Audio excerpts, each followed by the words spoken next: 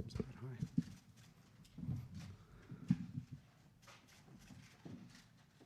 high. Ali?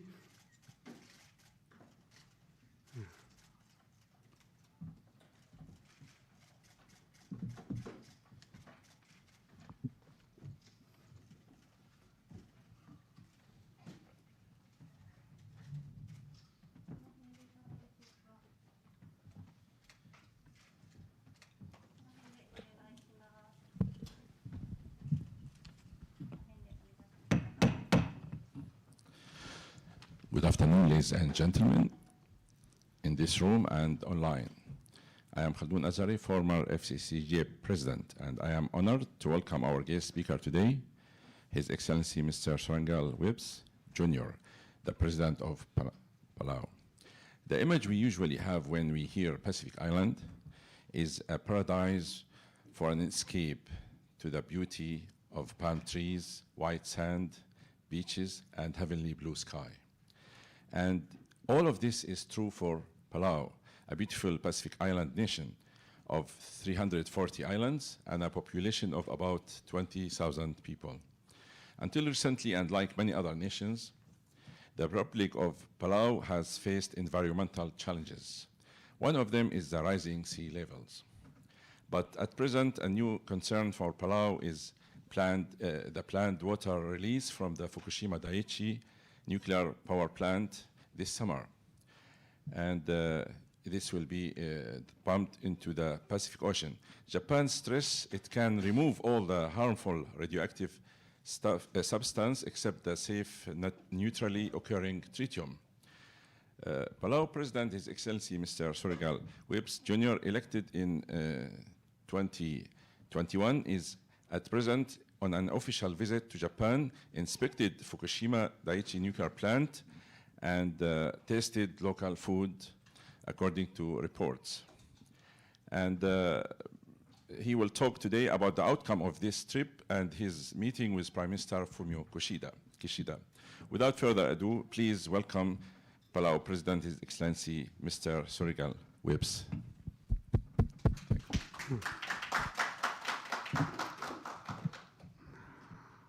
Ali, and warm greetings from Palau. It is indeed an honor to be here addressing the FCCJ. And I'm glad to see our friend Ambassador Orikasawa from the Embassy of Japan in Palau joining us today. We are very grateful for the opportunity to make this would be my third trip to Japan in the past year. I was privileged to make my first official visit last year in September. At the beginning of September, met with Prime Minister then, Prime Minister Kishida, came again at the end of September for Prime Minister Abe's funeral, and are here again. Palau, as you know, is very close to Japan, geographically, but also, I say, culturally and historically. 25% of our population is of Japanese ancestry. The Japan-Palau Kyushu Ridge connects us. So we feel at home when we come to Japan. I always like to say that Palau has the highest consumption of kikkomen soy sauce per capita in the world. And that's because we love soy sauce on everything. But we are really here to continue the strong relationship that we have. Palau, of course, ravaged by COVID, lost most of its tourism, almost went back to zero, which accounts for 30% of our GDP. So one of our biggest challenges is how to bring visitors back to Palau, and especially Japanese visitors. Japanese visitors were once the #1 visitors coming to Palau, but because of the lack of easy access of travel, like direct flights, which we hope will resume soon, and we're here trying to talk to the airlines and find solutions to get them going again. We're hopeful that hopefully by the end of the year we'll have regular direct service to Palau and bring the many Japanese who love to swim with our sharks, right? See the beautiful fish that we have and swim with our jellyfish will be able to come again. But also see the history and rich culture that we have. You know, in Palau, one of the, our favorite sports is yakyu. And we don't say baseball because even though we speak English, our Palauan language, 20% of it is Japanese words, like yakyu. We are just, privileged to be here to talk about how we can continue to build our economy, to strengthen our partnership and security, and to meet the challenges that we have with climate change and protecting our oceans. So, as you know, we were able to go to Onohama, visit the fish processing facility there. And, Palau has been a leader in ocean protection, ocean conservation. And one of our goals is that we believe that the ocean should be protected so that we can continue to fish. So Palau, a few years ago, passed a law to protect 80% of our oceans. But what we want to do is move toward 100% management, but optimize the use of those resources and developing onshore facilities to add value to whatever fishing activity that we do. And really create partnership, hopefully with Japanese companies, Japanese fishermen that would like to partner with Palau in the fisheries area. And I think most importantly, we were able to taste the fish in Fukushima, tastes like fish from Palau. I would say it's a little fattier, right, Ambassador? Because it's cold water. Our fish in Palau are a little leaner. They swim more. No, it's a little warmer. But it's delicious fish, and most importantly, give people confidence that, we can use science and data to make decisions on what we consume, how we protect, and so on and so forth. And also, being there in Onohama was really to give us an understanding of the amazing resilience and recovery that has occurred there. The fishermen were telling us that 2011, that was all destroyed. That's all new, rebuilt facility, and very impressive how far they have come. We continued our journey to the Fukushima Daiichi plant, but it was also interesting just driving up to the area. Of course, you see the buildings that were abandoned. You see life coming back, and they explained the process of how, so many kilometers out was allowed to come back, and then they allowed more people to come back, and now right around the plant, that area is all open again. So people have slowly moved back. School children are going back to school, but all based on following very strict guidelines, cleanup guidelines, and making sure that safety of the people is number one. We, of course, drove in to the facility. First thing you see is, of course, the debris that's been collected, so the bags everywhere, the large tanks that have been built all over. There's a lot of tanks.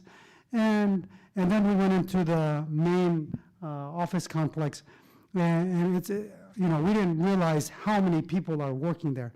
They explained that there's 4,000 people that work there a day. And most of them scientists and engineers trying to solve problems and trying to make sure that everything that is done to the highest standard to ensure safety of the people and safety of the environment. And I think that's just a testament for us to be able to see that, reassures, especially a Pacific island, who uses the ocean just like Japan as a large ocean state. It just reaffirms what we already believed and what we already felt, because we trust Japan. We trust the Japanese people. They've been very transparent, open in everything that they've done. And of course, allowing us to go there and see what they're doing is just another example of the transparency. We also went out and toured went by reactor number 1 and 2 and 3, took pictures in front of the reactors, could see I think it's what measures the level of radiation. As you got very close to the reactor, much higher, right? But still safe that you can be able to be around it. And all the measures they're taking, that people working there have to be, they have to check the levels to make sure that they're safe. And then just understanding that we have radiation all the time, and there's levels of radiation.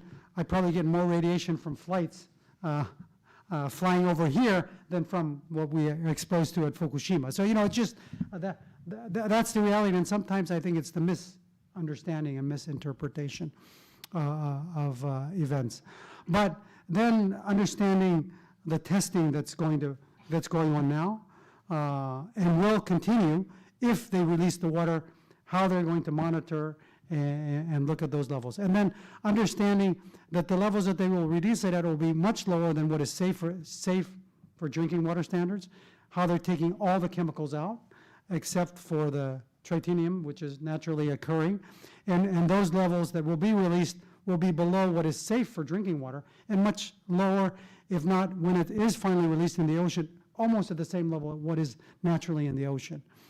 We were also able to see the tanks that contain the flounder and the abalone, which was, one in ALPS water and then the others in seawater, to show the difference. And the ones in the ALPS water, I think, were eating more than the ones in they seem to be more energized, more active. But, I think the important point was there seemed to be no difference. They were both healthy, but of course, and then making sure that if there is the amount of tritium in it, is it going to affect people?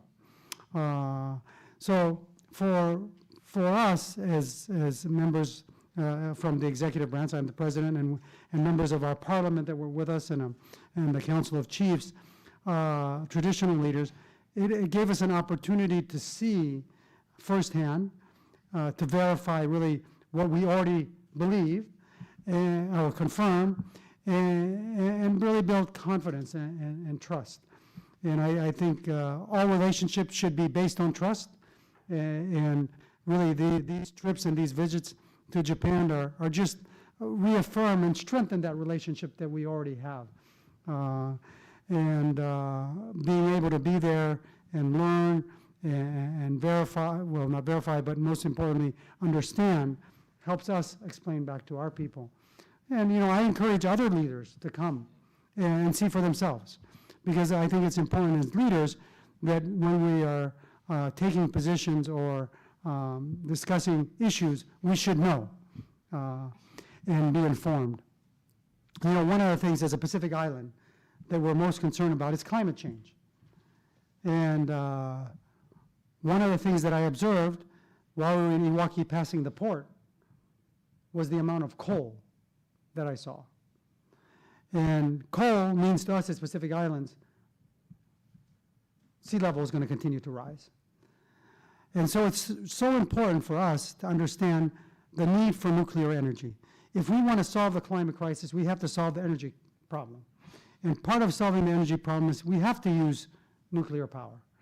And so it was reassuring to us to hear that even though Japan has closed down 45 nuclear plants, that they're going to be able to open up 30, at least. Those two are going to be decommissioned permanently, but that is important because that means less reliance on fossil fuels, which is important for combating climate change.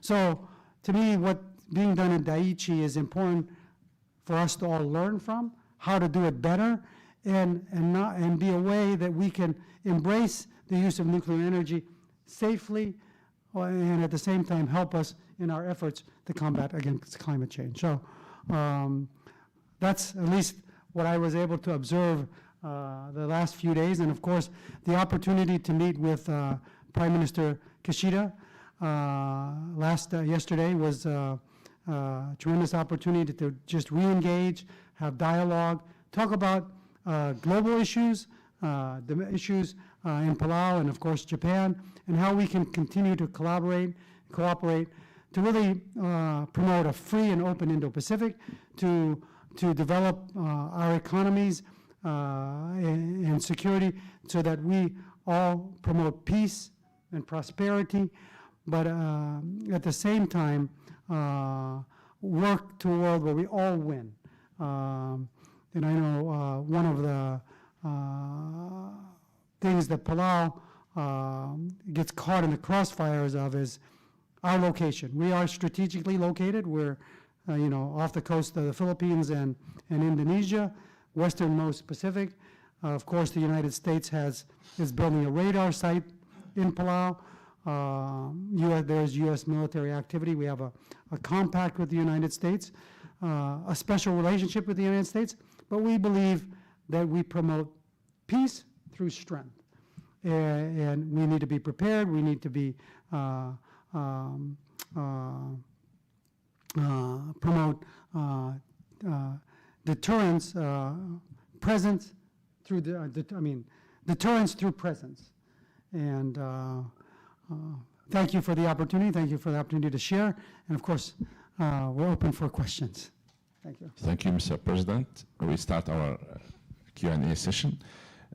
I would like to say that we will finish at 2:30 as planned because Mr. President has some schedule. Richard, please. Thank you. Richard Lloyd Parry of The Times. You mentioned the sharks that are found in Palau's waters, but as I understand it, you have slightly alarming visitors from elsewhere, from the People's Republic of China.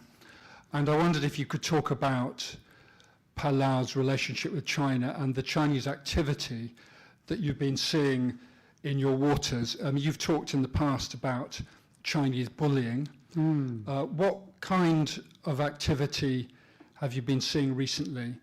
And what does Palau need by way of foreign support in order to secure your territory, especially your maritime territory? I'm interested especially in mention that was made of recent Chinese activity near fiber optic cables. Yes, well, thank you for that question. Since I've been president, we've had 3 vessels that have entered our waters uninvited and conducting activities that looks like to us they are surveying activities without our permission. But they sail in straight from China, drive at very low speeds over areas that we them as sensitive, like our fiber optic cables, and we don't understand what they're doing. Of course, they haven't said what they're doing, and then they leave. And we feel that that's really a violation of our international rules-based order of respecting boundaries, and we plan to definitely inform them and warn them that that is not acceptable behavior. And of course, the United States is responsible for our security, and we have also informed them that we need them to engage and help us in deterring any unwanted activity. What do you need the U.S. to do in concrete terms? Well, in most cases, we call up the U.S. Coast Guard, but they're in Guam. And this last time, they couldn't respond quick enough because they just got hit by a typhoon. But that would be the approach, is to ask the U.S. Coast Guard to come out, and then I guess, first ask what they're doing. But sometimes they can't respond as quick as needed. And or we have our own little patrol boats that we would send out, but the boat that was out there was about 4 times the length of our patrol boat. So I'm not sure what we could really do if we went out there. More U.S. assets. I would say that would be as part of defending the homeland, as they say we are. We need them to also make sure that we have friendly visitors and not visitors that are doing activities that may impinge upon our security. Next question. Yes, please. Proceed. Hello, Ryotaro Sato from Nikkei Asia. We met a few hours ago. Thank you for this chance again. I want to ask about your stance on the Kyushu Palau extended continental shelf that you have economic claim on. And I would like you to sort of explain the Palauan stance at this point. And if possible, could you sort of reiterate the situation now regarding the Federated States of Micronesia also Launching a claim. yes. So what's happening there and sort of like importance to your nation? So for Palau, this is a claim that's been going on for a very long time. Palau has had a claim for an extended continental shelf for more than 10 years. Recently, we've had another claim launched by our friends in Micronesia.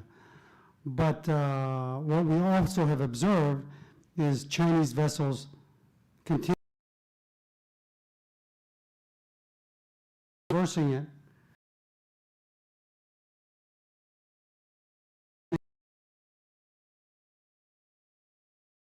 into our EEZ and naming some of our ridges in our EEZ Chinese names.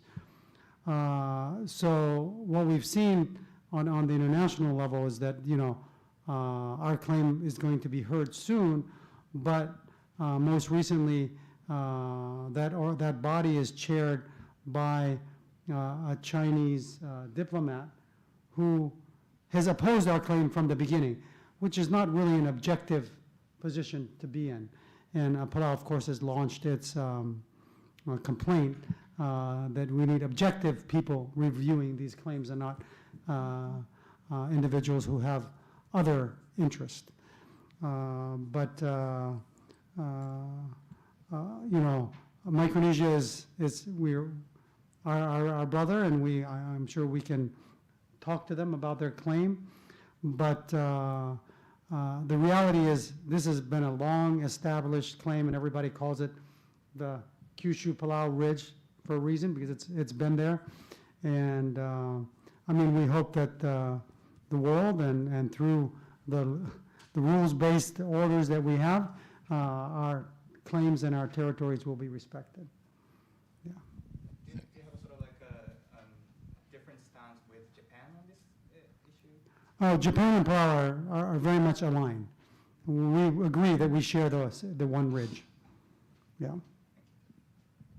Yes? Next question. Richard again.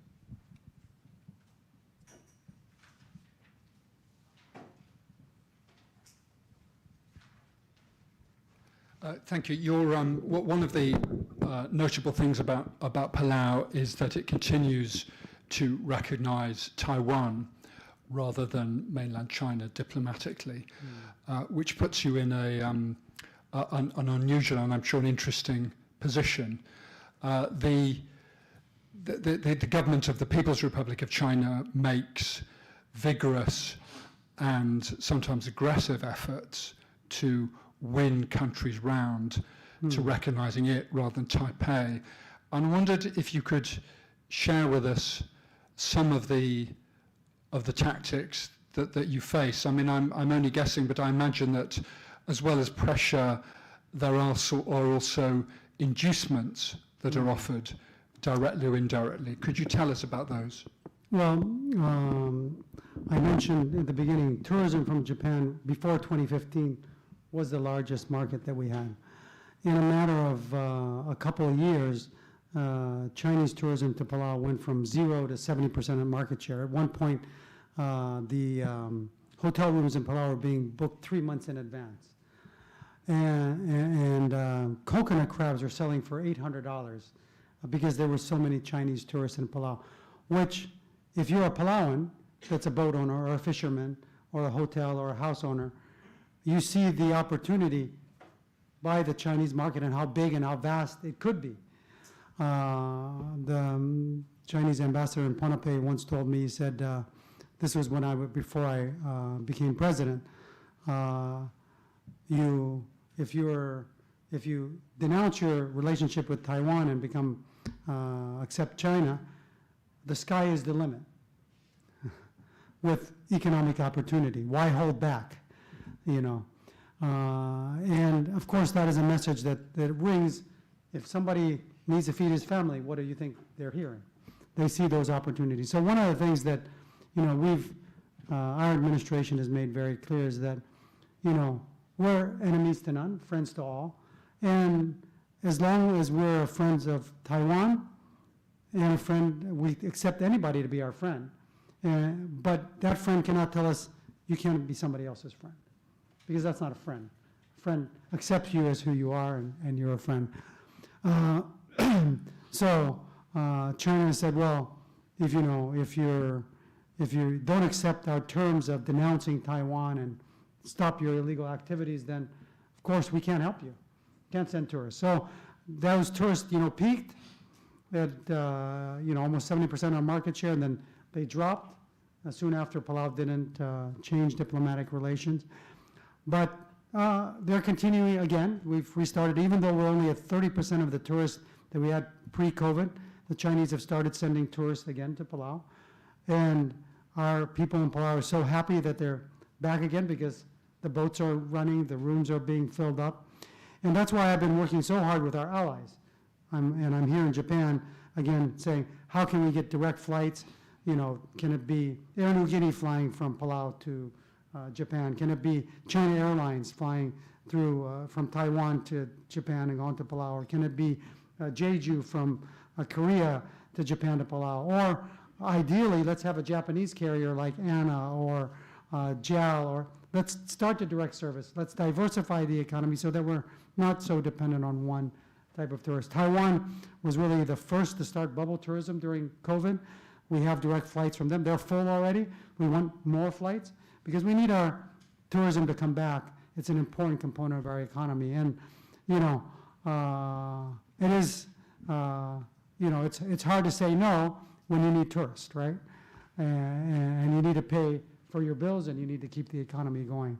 So it's important that we continue to work together to promote peace, but at the same time respect countries' boundaries and borders. And we're very concerned about what has happened in Ukraine, and we don't want to see any kinds of actions in the Pacific that would resemble anything like that. So, thank you, President.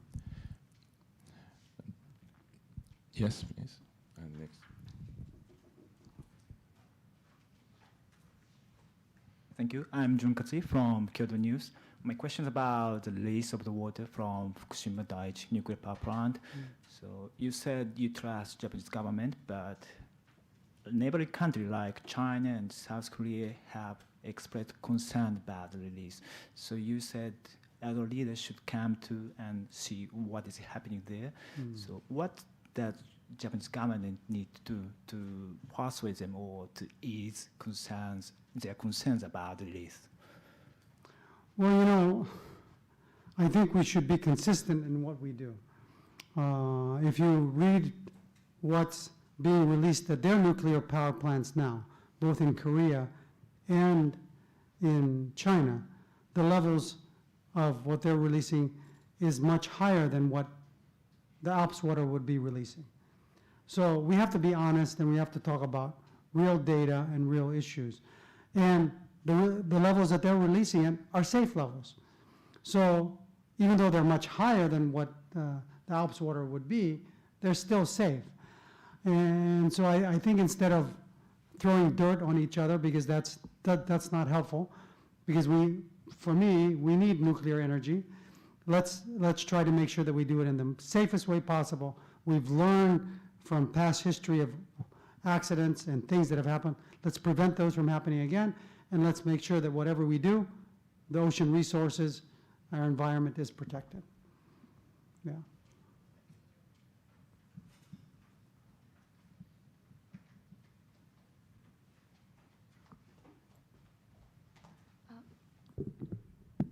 Thank you. I'm Hanaka Mitani from TBS Television in Japan.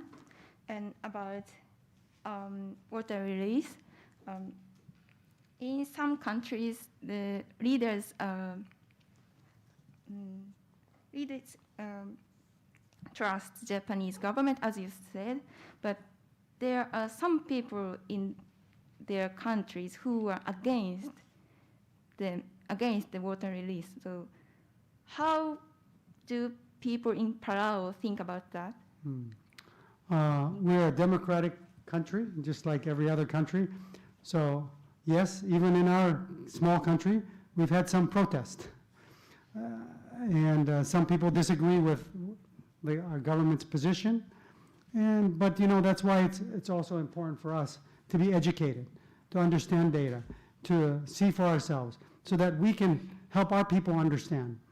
I think it's you know, we live in a free democracy and we should be entitled to our opinions, but we also should make decisions based on facts, not just on feelings. And a lot of times we get carried up with feelings and ignore the facts. And you know, that's what I would encourage. And so really base decisions on facts. All right. President, let me ask about the tourism. What do you expect from Japan in terms of tourism? Like you said, China now is about 30% of the market share. Do you think Japan would be much more than that in the near future if steps were taken to facilitate direct flights? Yeah, we would like to see Japan at 100%. But, you know, and I say that because we share similar cultures. And we understand each other better. We care about the environment. Those are the things that, and so when they come, we really appreciate Japanese tourists from that standpoint. So as many Japanese tourists as we can get, we would encourage that. I think what's important is sometimes it's difficult for private sector alone to move forward. So sometimes it's important that the government comes in to support the private sector to move it in the right direction. And so really I think part of our discussions have been with the government, how does the private sector get support from the government to push these initiatives and give them economic incentives so that they can develop the tourism market, reopen it and get it back to where it was. So if I want to go to Palau now, which airlines I should take, basically? Like, well, I mean, you have two options. You could fly through Guam. First of all, it's expensive, and the other problem that it has is the connections aren't so good. But hopefully that improves. It's United, and they had more flights during COVID, so the connections were better, but because of COVID, they reduced their flights. Hopefully that will change. Like, for example, when we just flew up here, we had a 6-hour layover in the airport in Guam. Not so nice. It doesn't give you so those are things that need to be improved. So that's one option. The other option is flying through Taipei to Palau. Also, you have to overnight, or it's not the best connection. And that's why we really are promoting, let's get direct flights going. JAL, over the last 30 years, has kind of had direct flight. They've had direct flights, but it's mostly on a charter basis. Really, the most successful airline that was really operating on a direct basis, regularly scheduled, was Delta. And they did that for many years, but when they changed their fleet and they took the 757s out of Japan, they can no longer access Palau. So one of our challenges in Palau is also our runway. It's not quite long enough. So we're limited to narrow body aircraft. And then because the length is also not long enough, you can't fill those planes to capacity. So because of the extra fuel that they have to carry to fly the 5 hours to Japan nonstop on those narrow bodies, they reduce the passenger load, which then increases the price of the ticket. So, you know, there's a combination of things that need to be done. Long term, we need the runway extended. That's an important thing. Short term, let's get those direct flights started as soon as possible. Make it convenient for travelers to come. It reduces their airfare, but most importantly, the convenience. Richard?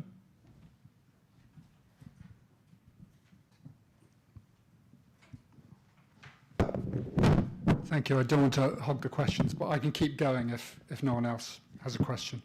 I wanted to go back to the question of Chinese tourism. You said there was a peak, and then it fell away.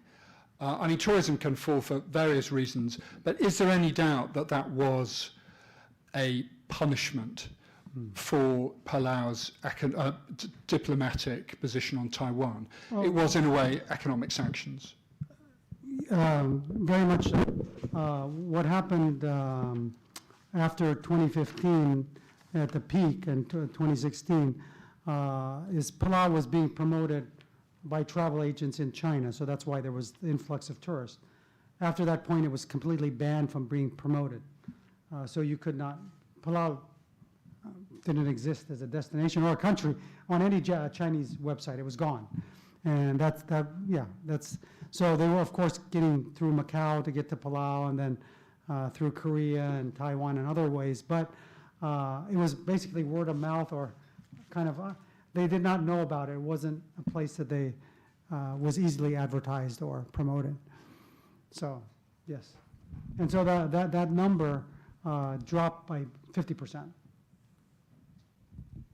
So it was punishment, basically. It was punishment, basically. Yes. And I said it, I guess I can say it again. I was in Taiwan on my first visit, and I said, if you want to, if you tell your wife you love them, you don't beat them to love you. You want to be in a relationship. If you're going to court them, you don't beat them into submission. You be nice to them and work with them. And so that's what I think all relationships should be about, including relationships with China. So I think we should work together to help each other, not tear each other down. So. Just to follow up, Mr. President, about Taiwan, do you have good number of tourists and economic relations with Taiwan? Yes, right now we have, well, they're the largest number of tourists coming into Palau right now, which is good. They make up 30% of the current numbers that's coming into Palau, and they just need to add more flights, which they're struggling for flights too, because of shortage of aircraft and crew. But they're an important economic partner, important development partner, and we've had diplomatic relations with them since 1999. And they also help in other areas, agriculture, fisheries. Thanks. Yamaguchi-san and Dennis-san. You decide. Thanks.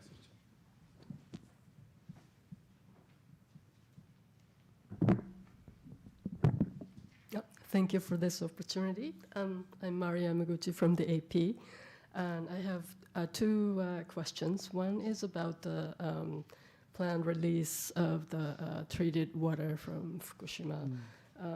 Some other Pacific Island nations and also respected experts are still raising concerns about the safety of the project, way it's monitored or sampled. I was wondering if you are worried about the release impact on the tourism in your country, and if there's really an alternative, a viable and safer option to release of the water. For example, using treated water as cement to make like seawalls or make facilities on the plant. Would you reconsider and support an option? And that's my first question. And my other question is a security question, and related to China's growing influence in the region. What is your expectation for the Japanese role as part of the Japan-US alliance and with your partnership with your country? Thank you.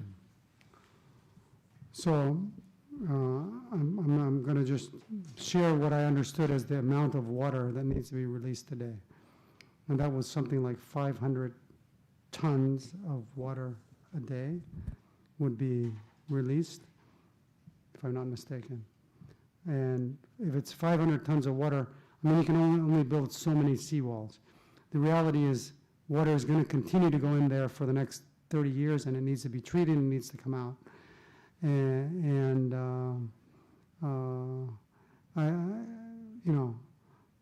Yes, I'm sure some of it can be used for that purpose, because it is water. One of the things that, we observed is how they're doing everything to stop groundwater from coming in, so covering surfaces and everything to keep groundwater from going in, to try to minimize the amount of water that gets contaminated. But the reality is there's only so much you can use, so there's only so many tanks you can build. I mean, you're running out of space on that site to build more tanks. So I'm sure whatever they can use, that's a good alternative, but it's nowhere near what the volume of water that's already there and continues to come out that needs to be released. So at least that's my observation. Yeah. Are you concerned about its impact on tourism in Palau? Well, I think one of the things that I share with people is this water is not being released in Palau. It's being released off the shores of Japan, right in front of the plant. They're not taking a ship and bringing it to Palau. And to me, that's probably the most important thing to understand, because that means the Japanese government is doing everything to make sure that its citizens and its people are protected. If it's good enough for the people of Japan, it should be good enough for the rest of us. I mean, that's the way I look at it. So, I also understand that there's cost to everything that we do, and the amount of money that TEPCO and the Japanese government are putting in to ensuring safety is phenomenal. I mean, they're spending a lot of money. If I'm not mistaken, they told us 200 billion yen a year, the cost for the decommissioning. And that's the cost to make sure that what they do is safe for the people. And, of course, life is priceless, but they're doing everything they can to make sure that it's as safe as possible, that it's released. And I think that's, going there and seeing the 4,000 people that are working, the engineers that are trying to figure out how to do it the safest way possible, is just monitoring, testing, all of that. That's what's important. That's what makes a difference. So, I don't see it as taking away from tourism. I know what will take away from tourism. Burning more coal will take away our islands, and if we don't have islands to come and visit, then that'll be a bigger problem. So.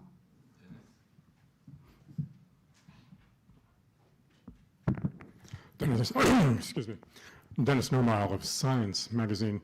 I'm glad you mentioned coal. I'd like to ask about sea level rise. It certainly seems that all the projections are that sea level will continue rising. What is Palau doing? And are you getting support to adapt to a projected rise in sea level? So, is Japan supporting any countermeasures? So, in the past few years, Japan has been helping us with warning systems and things like that, because the frequency of the number of typhoons. But it is a challenge in the Pacific. I'll give you an example. A lot of my colleagues were upset in the Pacific about the amount of money that's being spent on AUKUS. I think it's 300 billion that's going to be spent on AUKUS. And it's about security, right? And we believe that security, peace should come through strength. But at the same time, what are we doing about climate change? For example, we know that we're just waiting for the next typhoon to happen. It's like Russian roulette now in the Pacific.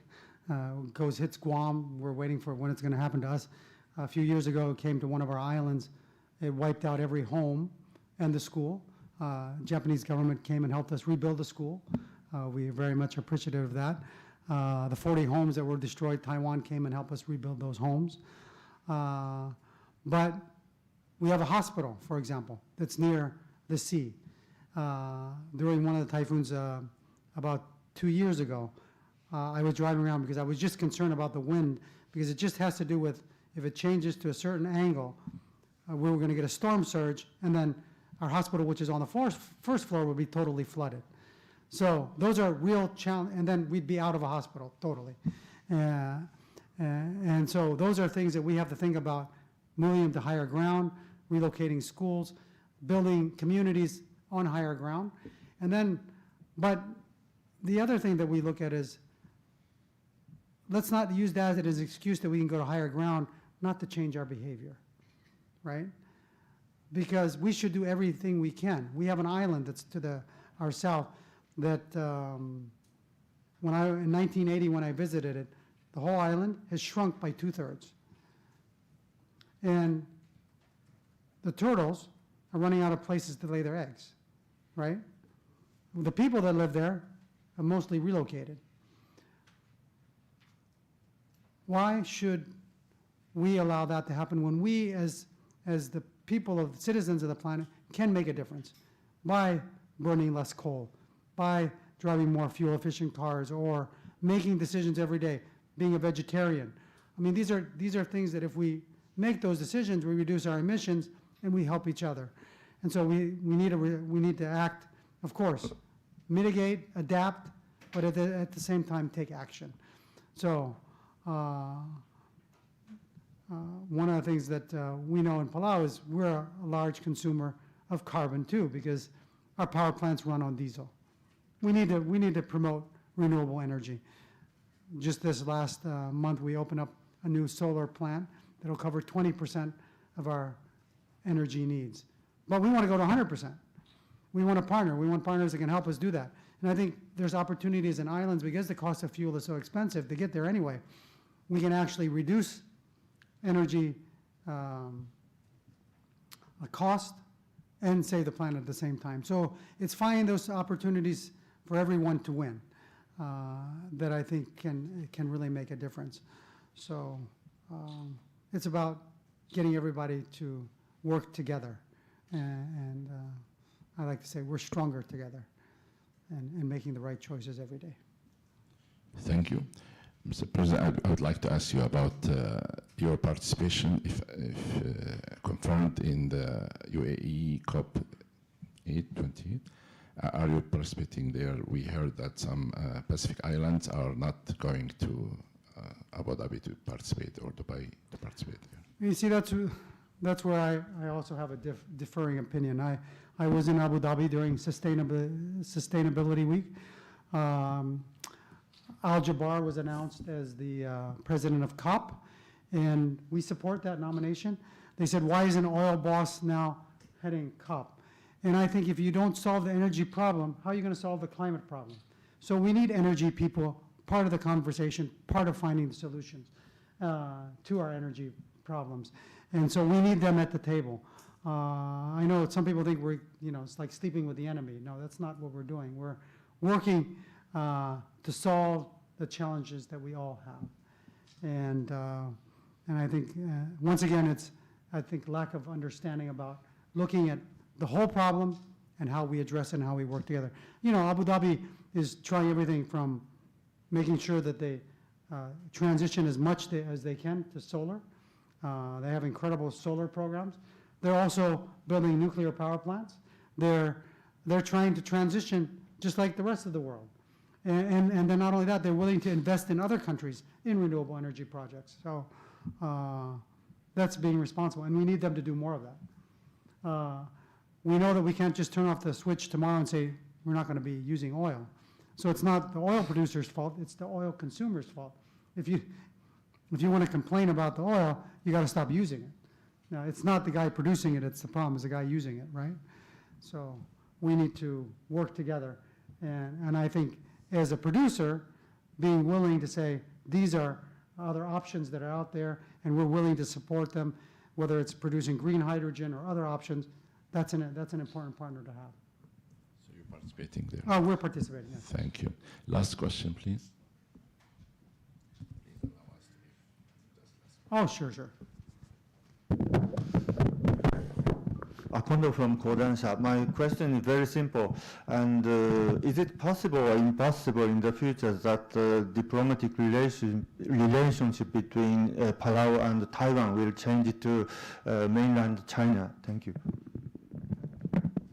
Well, I guess ultimately it's a country's decision, right?